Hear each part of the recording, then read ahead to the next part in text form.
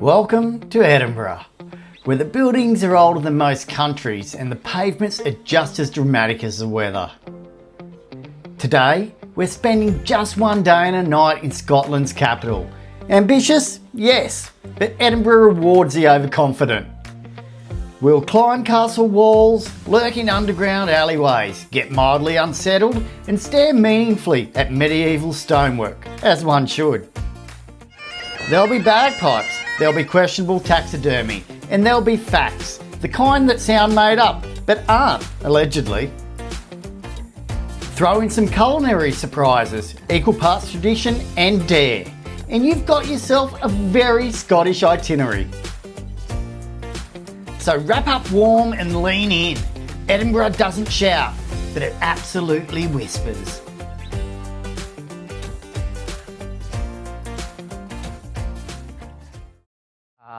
Welcome to Edinburgh, a city of history, mystery and a weather forecast that rarely changes.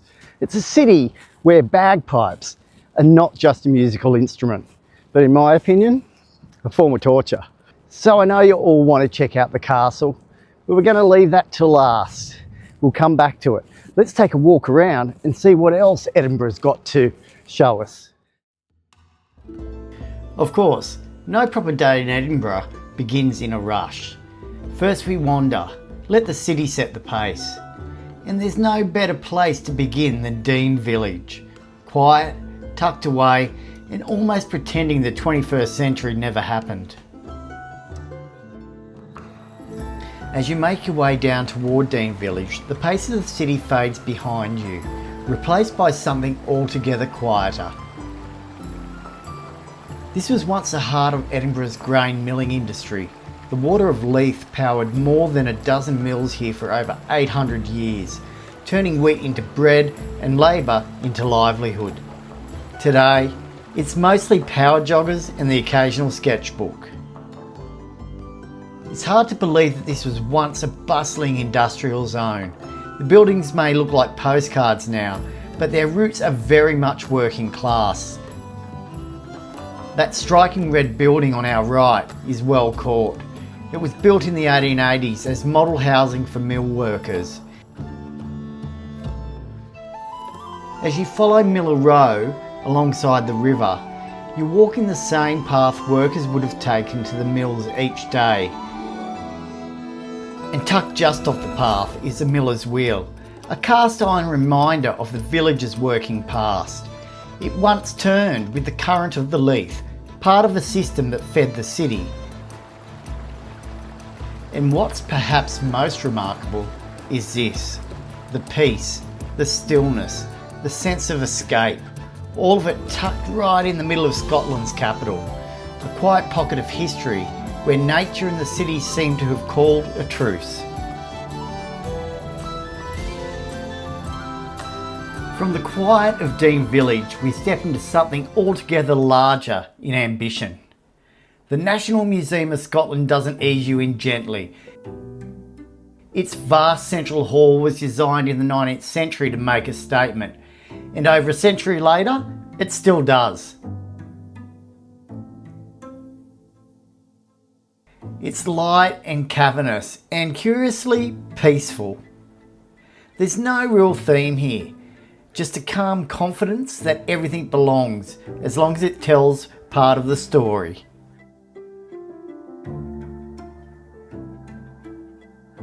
Every direction you look, this museum's got you covered. Whether you're into planes, trains, automobiles, rockets,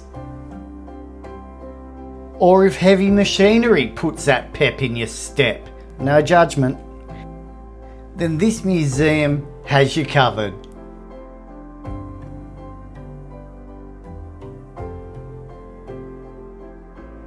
Moving through the museum and we land in the kingdom of the Scots Gallery. The tone shifts. There's war, of course, a few cannons and fragments of armour to remind you that Scotland's story hasn't exactly been quiet, but it's not just about conflict. This part of the museum leans closer, more personal.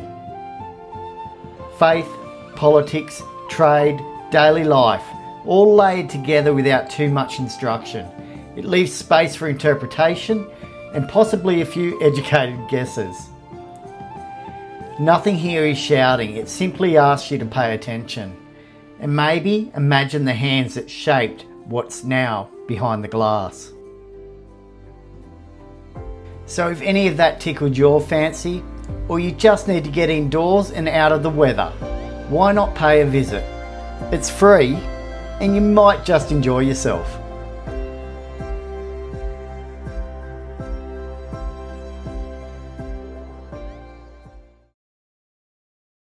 Back outside, the city is waiting. Just a short walk from the museum, the Royal Mile picks up the story in its own very Edinburgh way. From here, it's downhill in both the literal and very mildly metaphorical sense. It's also where you're likely to hear your first bagpipe of the day, probably before you see it. Brace yourself, volume really isn't an option here.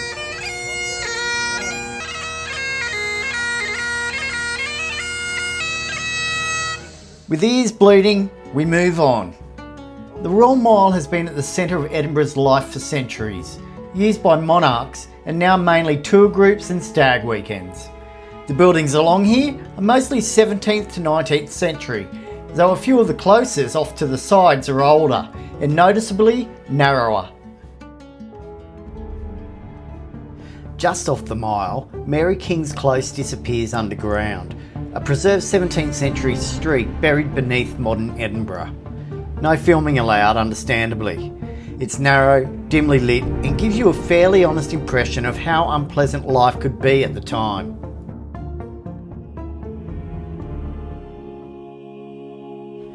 Back above the ground, you'll find St Giles Cathedral, or the Dark Kirk, depending on who you ask. It's been here in one form or another since the 12th century and has seen more religious upheaval than most buildings tend to survive.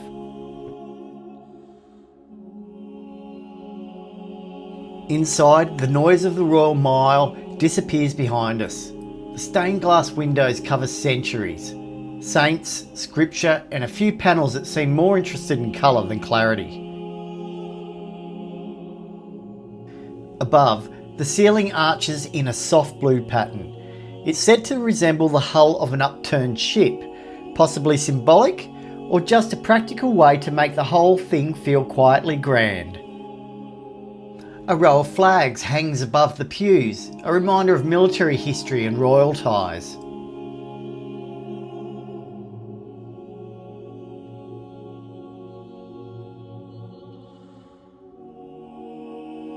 The stonework is full of small figures, faces and symbols, some meaningful, some probably just decorative, but all done with a level of effort you just don't see anymore.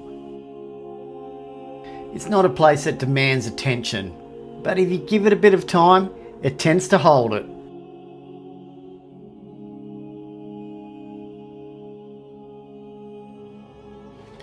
Back outside, the city picks up where it left off. People and shops everywhere you look. But if you slip just a little further down the mile and take the right kind of left turn, you'll find something unexpected. A walled garden. Quiet, tucked away and surprisingly easy to miss, which is probably why it still feels like a secret.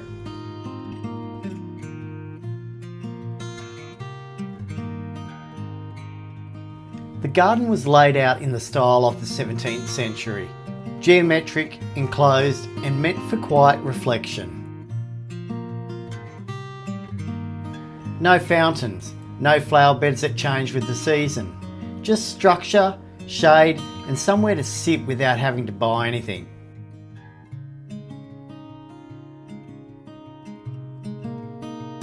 It's one of those places that you don't plan to find. You just turn a corner and suddenly the city's gone quiet, like someone just hit pause.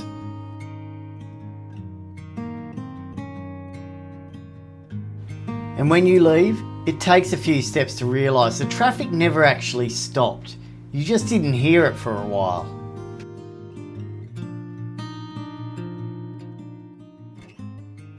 And the only must-have left on my list to tick off is to try haggis, the traditional dish of Scotland. So let's go and find some. Leaving the garden and back out onto the mile. The quiet doesn't last long here, and just along the road, tucked into a 16th century building that's seen more than its fair share of history, is the Tolbooth Tavern. Once part of the city jail, now somewhere to sit, relax and fill that grumbling stomach. Inside, it's exactly what you'd hope for. Stone walls, quiet corners and a menu that hasn't strayed too far from tradition. I've gone with haggis, neeps and tatties, which translates to haggis with mashed swedes and mashed potatoes. Rich, peppery and exactly the sort of thing that makes more sense once you've actually tried it. And like most things in Scotland, it pairs well with a pint, or something stronger if you're still thinking about the ingredients. It's tempting to stay put, but just down the road in what used to be the Canongate toll booth, there's another kind of story being told. The People's Story Museum. It doesn't focus on kings or castles, it's about the people who lived in their shadows, which, for a city like Edinburgh, is most of them. Inside, the People's Story does exactly what the name suggests. It tells the story of Edinburgh's working people in tenements, workshops, laundries, prisons, and how they lived, worked, and occasionally just tried to get by. There are no great battles here, or royal dramas, just unions, reformers, domestic routines. And a suspicious amount of mannequins, whose eyes I am sure are following me. But there's something grounding about it all. It's easy to forget that while history tends to focus on power, most people were just trying to keep the fire going and pay the rent. The museum celebrates that ordinary voices don't always make it into the official version of things, but they were still here and they just left enough behind. It's a small museum, quiet, but it lingers more than you expect.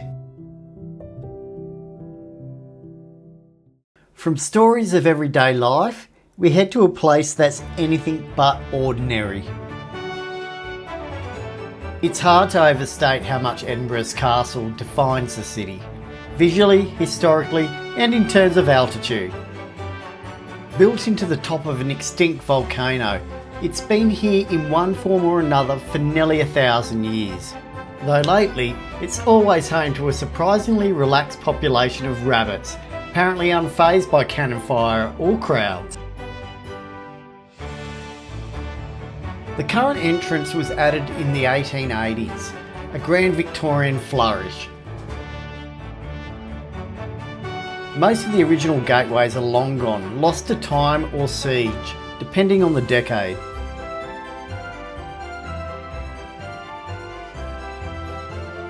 The view from the ramparts is one of the best in Edinburgh. You can see why this was chosen as a defensive stronghold, though it's been captured, abandoned and rebuilt enough times to suggest it wasn't quite as invincible as hoped. Every day at 1 PM, the 1 o'clock gun is fired. Originally to help ships in the Firth and Forth set their clocks. Now it mostly startles tourists.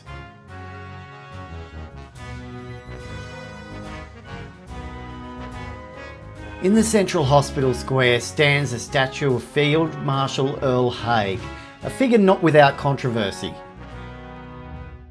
He led British forces during the First World War and later founded the Royal British Legion.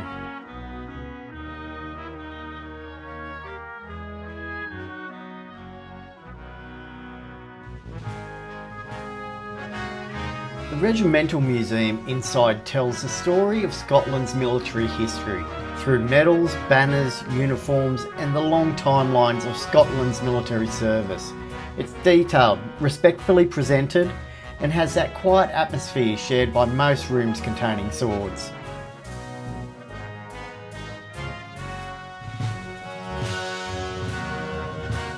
Through Fugue's Gate, near the Battery, you'll find Mons Meg, a 15th century siege cannon. It weighs 6 tonnes, could fire a 150 kilogram stone for over 2 miles, and hasn't been fired since it cracked in the 1600s. And just off to the side is St Margaret's Chapel, the oldest surviving building in Edinburgh. Built in the 12th century, long before the castle became what it is now. It's small, quiet, and still used for weddings, though capacity is limited. Now we head down below, where are the remains of David's Tower, destroyed during the Lang siege in the 1500s. You'll also find the old prison cellars, dim, cold spaces once used to hold Jacobites, captured pirates and later prisoners of war from the Napoleonic Wars. Conditions were cramped but surprisingly regulated, with hammocks, daily rations and even a small allowance of tobacco. Not comfortable, but not forgotten either. Back above ground, the castle opens out again, into Crown Square, the historic heart of the complex. It's where royal ceremony meets military tradition, and where most of the castle's major buildings quietly compete for your attention. The Great Hall was finished in 1511 and was once the main gathering space for royal events and state business. The hammer beam roof alone is worth the visit. It's one of the few parts of the castle that still feels like it might suddenly be put back into use again.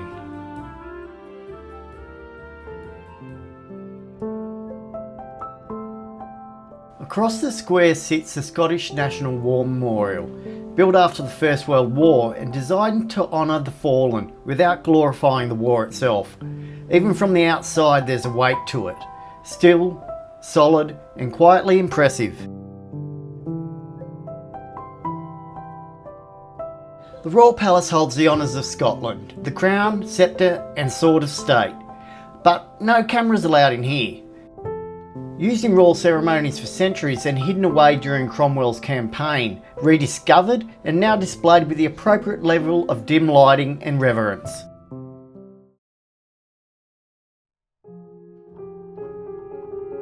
From the palace, the route heads downhill. Fewer crowds now, less ceremony. There's a final glance of the towers and the walls, the sense that something important probably happened right up there, and more than once. And then you're out. The gates behind you, the Royal Mile ahead. From day into night, and the castle takes on a different shape. Lit from below, framed by the sky, and completely still. There are no tour groups now, no gunfire. Just the structure itself, solid, quiet and looking slightly theatrical, but not without reason. You can see why people have always looked up at it, why it's the one landmark no one in the city has to ever point out. It doesn't need to explain itself, it's just there. Watching, the rest of us call it a day. And with that, I'm off to bed for the night. I've got a big trip ahead of me tomorrow. Okay guys, so that's a wrap on Edinburgh and the UK and Europe for that matter. Boarding a flight back to Australia. So the next time I see you, I'll be back in the land of the sunshine. Keep adventuring and keep exploring, because your next destination is only a dino away. Catch you later guys.